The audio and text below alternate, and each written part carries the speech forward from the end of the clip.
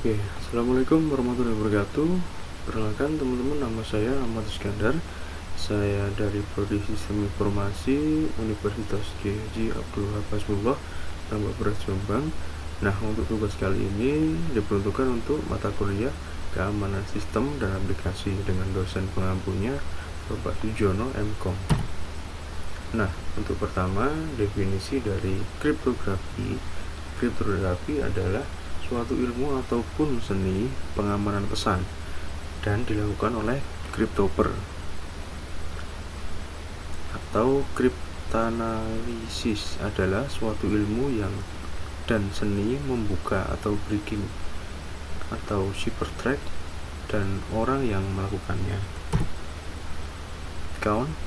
Kriptografi sistem atau kriptosistem adalah suatu fasilitas untuk mengkonversikan plain text ke ciphertext dan sebaliknya. Nah, untuk alurnya mulai dari plain text lalu dienkripsi dengan kunci, lanjut ke ciphertext dan dideskripsikan lanjut lagi ke plain text. Nah, untuk manfaat kriptografi adalah confidentiality atau acak data, integrity atau no data shift, authenticity atau jaminan identitas, non-repudiation atau tidak bisa disangkal. Nah, untuk komponen dari kriptografi yang pertama adalah plain text, sumber berita atau pesan atau teks yang asli, ciphertext, teks yang sudah diproses atau diacak digantikan, algoritma dan kunci, misalnya substitusi algoritma dan number of shift atau kunci. Pemisahan algoritma dan kunci ditemukan oleh August Caecroft Nieuwenhof tahun 1883. Nah, untuk masalah seputar kripto adalah memastikan keamanan algoritma inskripsi. Algoritma harus dievaluasi oleh pakar. Membuat algoritma yang aman tidak mudah. Kode maker versus kode breaker akan terus berlangsung. Untuk penggunaan enkripsi, mengamankan data dengan mengacak data sehingga sulit untuk dibaca atau confidential, meyakinkan tidak ada perubahan data atau integrity, memastikan identitas seseorang dengan digital signature atau authentication. Untuk macam-macam kriptosistem, yang pertama adalah systematic kriptosistem, terdiri dari satu buah kunci, disebut sebagai secret key cipher system.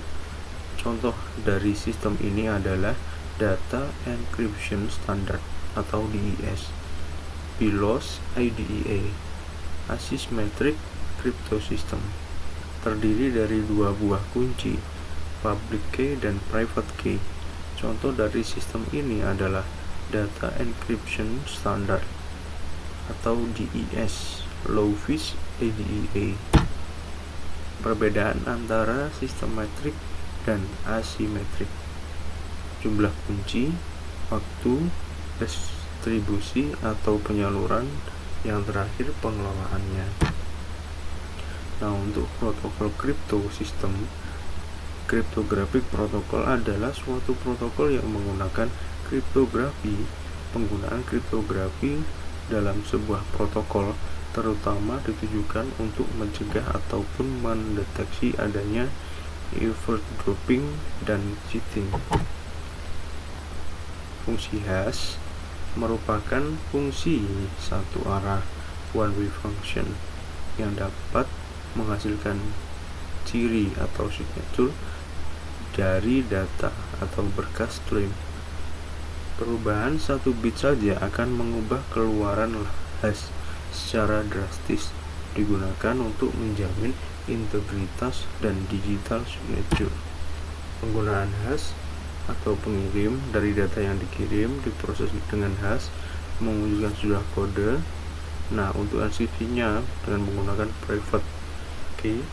mengirim sebagai bentuk kode yang baru. Penerima yang pertama dari data diproses dengan hash menghasilkan suatu kode, sedangkan untuk kode tersebut dideskripsikan harus sama dengan hasil yang dienkripsi oleh hash tadi. Nah, jika sama maka integritas terjamin, jika tidak maka patut dicurigai. Contoh penggunaan hash: hasil hash dienkripsi untuk menjamin keamanan atau integritas.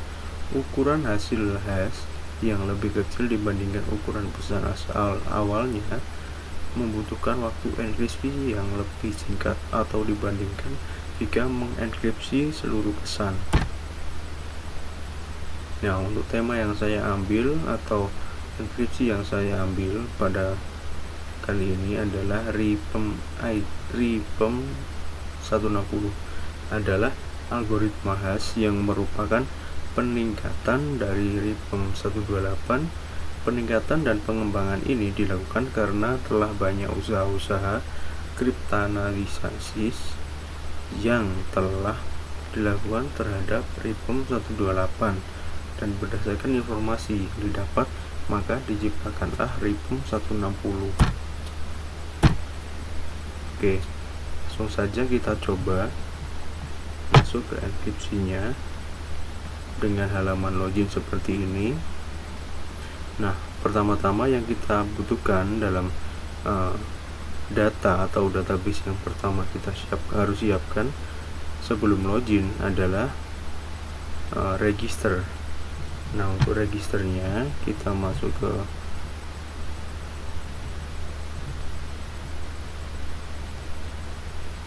bagian register. Nah, di sini kita harus memasukkan nama, username ataupun password sehingga datanya nanti tersimpan dan baru bisa melakukan login seperti itu. Nah, kalau kita belum melakukan login maka kita harus daftar dulu. Caranya ada di klik di sini. Langsung saja kita coba. Ini kan kita belum ada. Sebelumnya kita cek dulu di sini. Ini data awal ya. Ini data awal. Jadi kita coba lagi. Kita coba register lagi, klik di sini. Kita masukkan misalnya Ahmad. Namanya Ahmad juga. Passwordnya 123456. Register. Nah, registrasi berhasil. Nah, ketika register hasil maka kita harus cek di bagian register ini.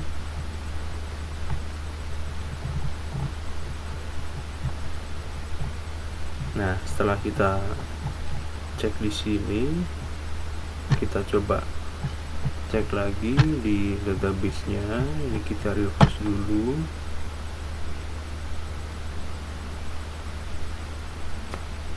Nah, itu datanya muncul dengan username Ahmad dan passwordnya 123456 dienkripsi menggunakan proses RIPEM 160 sehingga menghasilkan suatu kode acak dan tidak bisa dibaca. Nah, di sini fungsi RIPEM 160 berperan sebagai pengubah yang tadi awalnya kodenya bisa dibaca secara langsung dan ini diproses sehingga tidak bisa langsung dibaca. Nah, selanjutnya ketika kita sudah terdaftar maka kita klik di halaman login. Kita coba login di sini, namanya Ahmad. Passwordnya 123456. Nah, di sini muncul halaman "Hai, selamat datang Ahmad." Tandanya data yang kita masukkan di register tadi sudah masuk sehingga kita bisa melakukan login untuk akun kita masuk ke halaman login tersebut. Nah, saya kira cukup seperti itu untuk masuknya. Di sini halaman logout. Nah, ketika sessionnya sudah selesai